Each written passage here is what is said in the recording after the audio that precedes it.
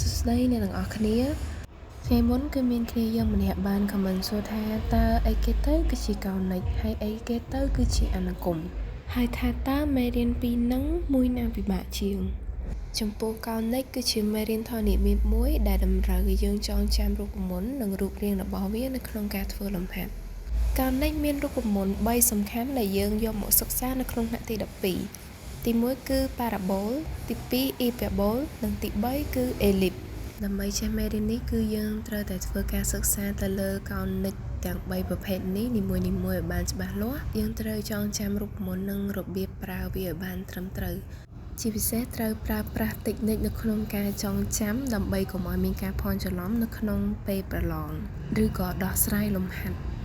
បើសិនជាអ្នកនរគ្នាវង្វេងរូបមន្តណាមួយហើយគឺស្មើនឹងខុសតែម្ដងចំណែកឯការសិក្សាអនុគមគឺយើងត្រូវដឹងពីប្លង់របស់អនុគម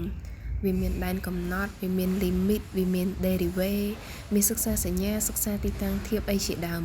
ដូច្នេះចំពោះអនុគមគឺយើងត្រូវតែចេះមេរៀនជាច្រើនមានដូចជា limit derivative ឲ្យបានច្បាស់លាស់ដើម្បីយើងមកសិក្សានៅក្នុងអនុគមឲ្យបានត្រឹមត្រូវចំណែកឯកោណិចគឺតម្រូវឲ្យយើងចេះទៅលើមេរៀនកោណិចនឹងឲ្យច្បាស់ដើម្បីងាយស្រួលនៅក្នុងការធ្វើលំហាត់ដូច្នេះមេរៀនពីរនេះគឺវាមានចំណុចពិបាកផ្សេងៗគ្នាដោយអនុគមយើងត្រូវចេះមេរៀនច្រើនដើម្បីផ្គុំគ្នាយើងយកចំណេះដែលយើងចេះហ្នឹងយើងយកមកដោះស្រាយនៅលើលំហាត់អនុគមចំណែកឯកោណិចគឺយើងទាមទារឲ្យមានការចងចាំរូបមន្តឲ្យបានត្រឹមត្រូវដើម្បីដោះស្រាយលំហាត់